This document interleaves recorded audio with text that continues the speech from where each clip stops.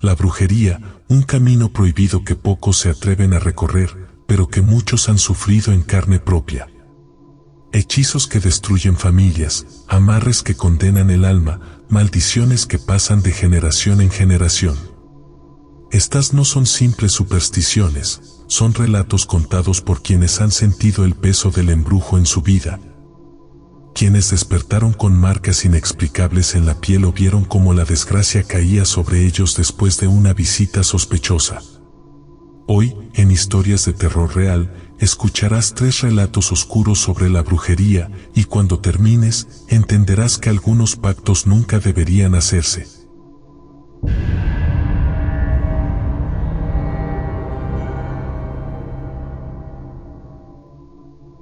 Mi nombre es Mariana y lo que voy a contarles no es una leyenda ni algo que me platicaron.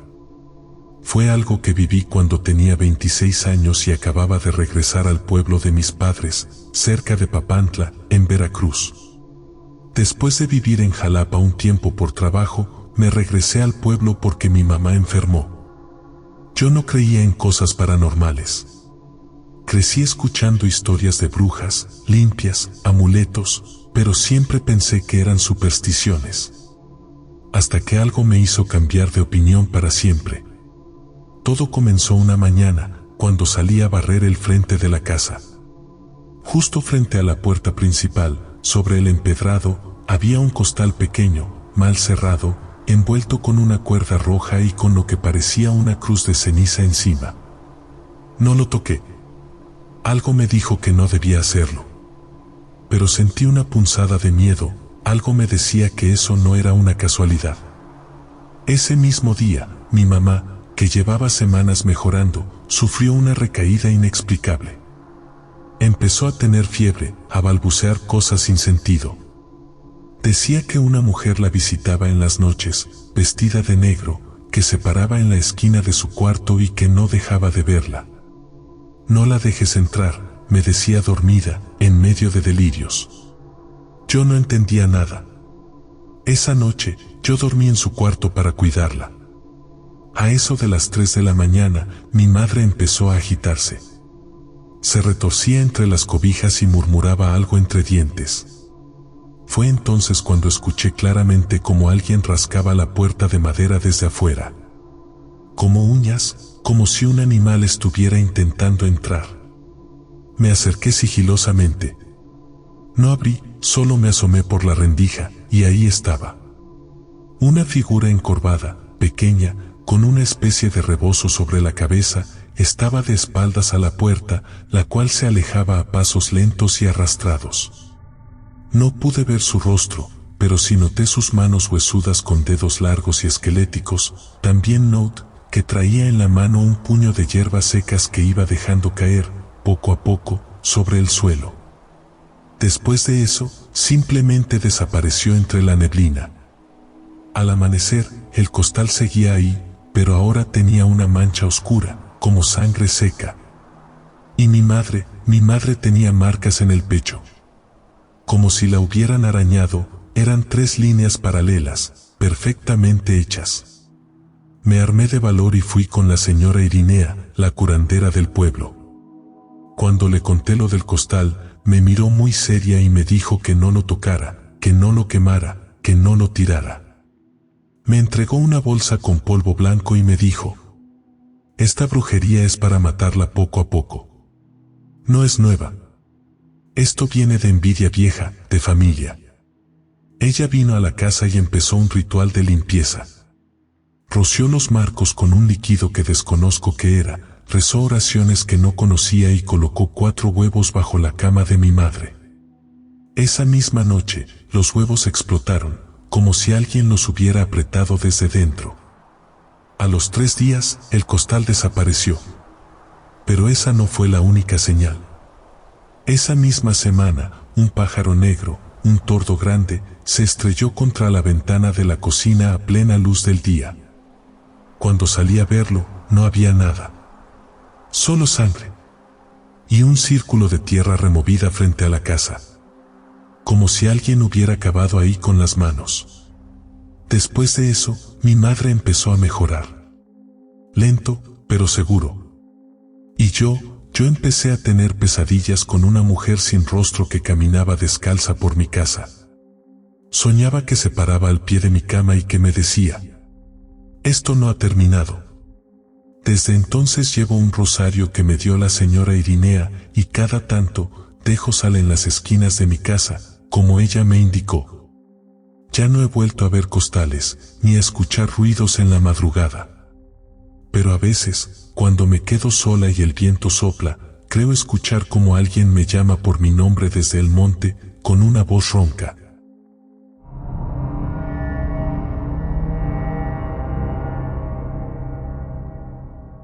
Yo sé que para muchos esto va a sonar a cuento viejo, a supersticiones de rancho o a inventos de gente ignorante, pero yo lo viví de cerca y lo sigo recordando como si hubiera pasado ayer. Fue algo que marcó a mi familia y que nos enseñó que la brujería no es un mito ni una exageración, sino algo que realmente existe y que puede destrozar hogares enteros. Esta es la historia de mi tía Rosa, una mujer trabajadora, amorosa y dedicada, que perdió a su esposo no porque dejara de quererla, sino porque le hicieron un amarre con una víbora seca. Yo era todavía una adolescente cuando todo ocurrió. Recuerdo a mi tía como una mujer alegre, de esas que siempre tenían la casa llena de vida. Cocinaba delicioso, cuidaba de sus hijos y adoraba a su esposo, mi tío Manuel. Todos en la familia decían que eran la pareja perfecta, porque aunque no tenían lujos, se notaba que había amor y respeto. Llevaban más de 15 años casados, y hasta entonces nada parecía quebrar lo que habían construido. Pero de pronto, todo comenzó a cambiar. Primero fueron cosas pequeñas. Mi tío empezó a llegar más tarde de lo normal, con excusas vagas, diciendo que el trabajo en el campo lo retenía o que se había quedado con los amigos tomando. Mi tía lo notaba raro, con una mirada perdida, como si su pensamiento estuviera en otra parte. Ella lo hablaba conmigo y me decía: algo no anda bien con tu tío, lo siento en el corazón. Yo pensaba que eran celos de mujer, cosas normales de matrimonio, pero con el tiempo entendí que no era así. Una noche, mientras cenábamos en su casa, mi tío se levantó de golpe de la mesa. No dijo nada, simplemente dejó el plato lleno y salió a la calle. Mi tía lo siguió, molesta, y cuando regresó estaba pálida, con los ojos llenos de lágrimas. Me contó que lo había visto hablar con una mujer en la esquina, una de esas que todos sabíamos que practicaban brujería. Era conocida como la Chonita, una señora de ojos hundidos y sonrisa torcida que vivía en las afueras del pueblo. La gente decía que hacía amarres, limpias y trabajos para separar matrimonios. Mi tía estaba segura de que esa mujer tenía algo que ver con lo que le pasaba a Manuel. Pasaron los días y mi tío ya no era el mismo. Se volvió frío, distante, ya no hablaba con sus hijos ni con mi tía. Ella lloraba en silencio, y yo la escuchaba rezar todas las noches, pidiéndole a Dios que no se lo llevaran. Lo más extraño era que, según contaba mi tía, había empezado a tener comportamientos raros. Se despertaba de madrugada, como hipnotizado, y salía al patio a murmurar cosas frente al gallinero. Una vez ella lo siguió y lo vio con una caja pequeña en las manos, dentro de la cual llevaba una víbora seca, enroscada como si estuviera viva. Él la sostenía como si fuera un amuleto, y la acariciaba mientras repetía: no puedo dejarla, no puedo dejarla. Mi tía quedó helada. Me lo contó después entre sollozos, diciendo que no entendía qué estaba pasando. Ella sabía que esa mujer lo había trabajado, que lo había amarrado con brujería. El amarre con víbora era algo de lo que ya había escuchado en el pueblo. Decían que se usaba el cuerpo seco de una serpiente, rellenado con hierbas y atado con listones rojos y negros, para que la persona quedara atrapada como la víbora misma, sin poder escapar. Ese tipo de trabajos, aseguraban, no solo ataban el cuerpo, sino también el alma. Con el tiempo, la situación empeoró. Manuel ya casi no dormía en la casa. Se quedaba días enteros fuera, y cuando regresaba lo hacía sucio, con los ojos enrojecidos y un olor extraño en la ropa, como a humo mezclado con podredumbre. Mis primos lloraban, preguntando por qué su papá ya no jugaba con ellos, y mi tía trataba de mantener la calma, pero por las noches la escuchábamos llorar desconsolada. Ella intentaba enfrentarlo, pero él respondía con furia, con una rabia que nunca había mostrado antes. Una vez le gritó que ya no la quería, que estaba harto de ella y que no había nada que pudiera hacer para recuperarlo. Mi tía me confesó que esas palabras no eran de él, que estaba hablando bajo la influencia de algo más, que en su mirada todavía veía al hombre que amaba, pero atrapado en un lazo oscuro que lo alejaba de su familia. Desesperada, buscó ayuda en una curandera de confianza. La mujer le confirmó lo que ya temía. A Manuel lo tenían amarrado con un trabajo fuerte, un amarre con víbora seca. Le explicó que esa clase de hechizo era de los más difíciles de romper, porque no solo utilizaba la energía del animal, sino también la del difunto al que se le pedía el favor en el cementerio. Ese hombre ya no es dueño de sí mismo, le dijo. Su voluntad está atrapada. La curandera intentó ayudarla, le dio limpias con hierbas, baños con agua de río y rezos poderosos, pero nada funcionaba. Cada intento parecía enfurecer más al espíritu que lo dominaba. A las pocas noches de una limpia, los animales del corral aparecieron muertos, como si los hubieran estrangulado. Una madrugada, la puerta de la casa se abrió sola y en la sala encontraron tirada otra víbora seca, partida en dos, como advertencia. Mi tía no podía más con tanto miedo, pero aún así no se rendía. Decía que estaba dispuesta a luchar hasta el final por recuperar a su esposo. Yo recuerdo claramente la última vez que lo vi. Fue un domingo por la tarde. Entró a la casa con la mirada vacía, ignorando a todos. Se dirigió a su cuarto, sacó una bolsa de ropa y sin decir una sola palabra salió. Mi tía lo siguió hasta la calle, llorando, rogándole que no se fuera. Él solo se detuvo un instante y con una voz fría le dijo: «Esto ya no es mío, ya no te pertenece». Después se fue y nunca volvió. Con el tiempo supimos que se había ido a vivir con la otra mujer. Mis primos crecieron con el dolor de no tener a su padre y mi tía se marchitó poco a poco. Aunque siguió viviendo, en realidad murió el día que él se fue. Siempre repetía lo mismo: a mi esposo me lo robaron con brujería, con esa maldita víbora seca. Yo también lo creo. Nadie me lo puede sacar de la cabeza. Yo lo vi cambiar de la noche a la mañana, lo vi perder la mirada, lo vi convertirse en un desconocido. Eso no fue amor que se acabó ni un simple engaño. Eso fue brujería, y la brujería fue lo que destruyó a mi familia.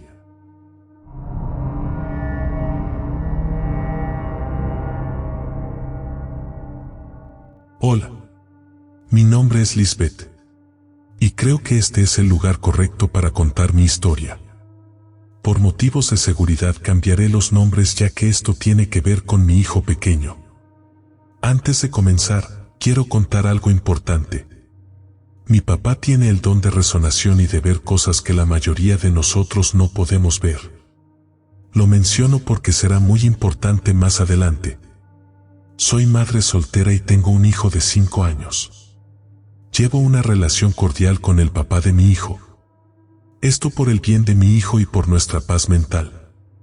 Mi niño veía a su papá cada fin de semana, todo marchaba bien, hasta que su papá se volvió a juntar y tiempo después se casó.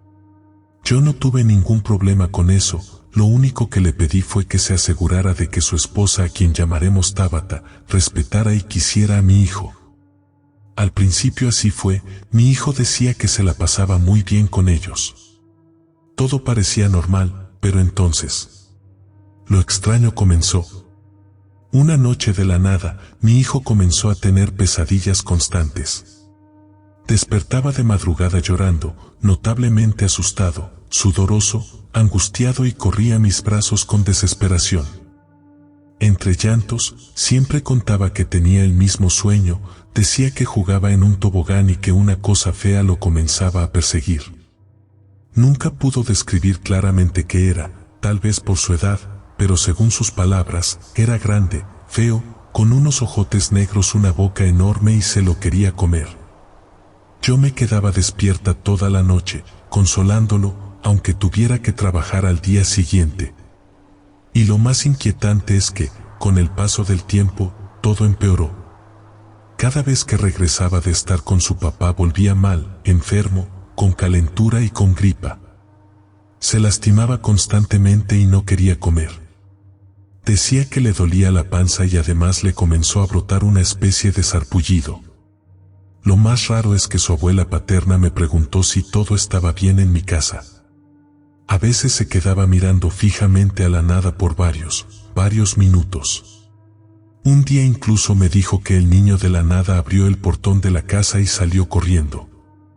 Doy gracias a Dios que lo vieron a tiempo, porque de no haberlo visto a tiempo se habría ido directamente a la calle. Lo más terrorífico es que ellos viven en una gran avenida, la cual es muy transitada, por lo que fue un susto bastante grande para mí cuando me enteré. Cuando le preguntaron por qué lo hizo, él simplemente dijo: tenía ganas. Pero mi hijo jamás hacía ese tipo de cosas. Preocupada como cualquier madre que ama a su hijo, lo llevé con una psicóloga infantil. Me dijo que tal vez esto se debió a la situación complicada que él vivió al ver a sus padres discutir y después separarse. Era una opción lógica, así que intenté pasar más tiempo con él. Pedí vacaciones en mi trabajo para no dejarle encargado con mi mamá y estar con él, pero las pesadillas continuaban. Rápidamente bajó de peso y no quería dormir. En la escuela sus maestros me decían que ya no hablaba, que no salía a jugar, que se enojaba fácilmente y que a veces en medio de las clases se quedaba con la mirada perdida. Lo más extraño para ellas era cuando lo sacaban de ese trance, mi niño se asustaba y rompía en llanto. No sabía qué más hacer, le daba vitaminas, le leía cuentos, le cantaba canciones, pero nada de esto ayudaba. Entonces, una noche decidí que iríamos a dormir a casa de mis padres, pensando que quizá con sus abuelos estaría más tranquilo. Ese día mi padre llegó tarde del trabajo. Como siempre lo saludé normalmente, pero en cuanto vio a mi hijo su cara se transformó, lo miró asustado, preocupado y solo preguntó: ¿qué le hicieron a mi nieto? Le conté todo, las pesadillas, los cambios, el miedo sin decir más. Fue por un huevo, alcohol, un vaso de agua y unas hojas que teníamos cerca de un árbol llamado pirul. Se sentó junto a mi hijo y comenzó a hacer algo parecido a una meditación a la vez que comenzó a rezar. Pasó el huevo por su cuerpo y después las hierbas mojadas sin alcohol. En eso, mi hijo comenzó a gritar desesperadamente: «Mamá, me pica», lloraba sin parar. Y de pronto la temperatura de la habitación bajó. A pesar de estar encerrados, el ambiente se volvió helado. Mi papá corrió al baño y vomitó. Después de un momento salió pálido como si algo le hubiera absorbido la energía. Aún así, logró que mi hijo durmiera tranquilo esa noche. Pero estamos seguros de que algo vio, algo que no quiso contar y que lo asustó tanto que al día siguiente nos dijo que lo llevaríamos con una santera de su confianza. Al día siguiente no lo llevé a la escuela y fuimos a la casa de la santera. La mujer, usando huesos, hierbas y otras cosas, le hizo una limpia.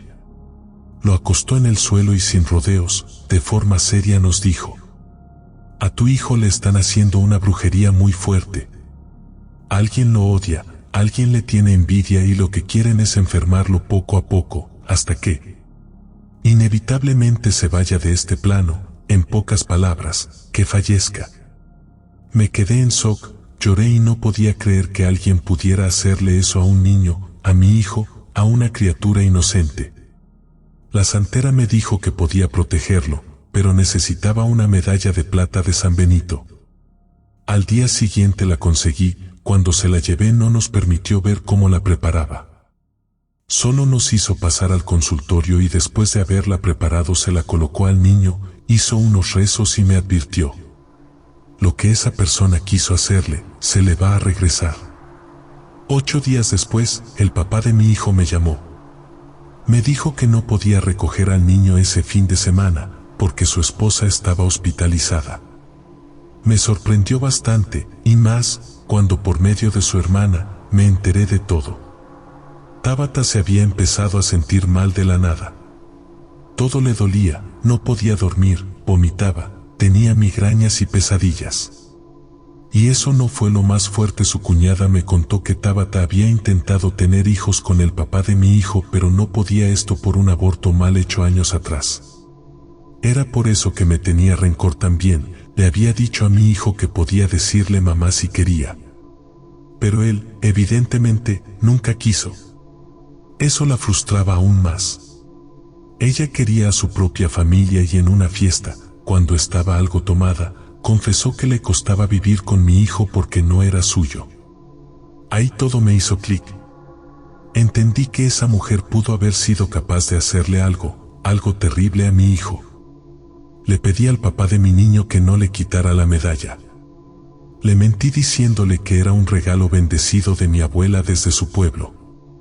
Hasta el día de hoy, mi hijo ya no ha vuelto a tener pesadillas. Pero no bajo la guardia por si es que llego a notar algo raro nuevamente. Además, mi papá le pidió a la santera que también nos hiciera una protección a todos en la familia. Ojalá puedan escuchar mi historia algún día para que todos aprendamos a proteger a nuestros hijos. Dicen que la brujería es solo un juego de supersticiones, pero la verdad es que deja cicatrices que no siempre se ven.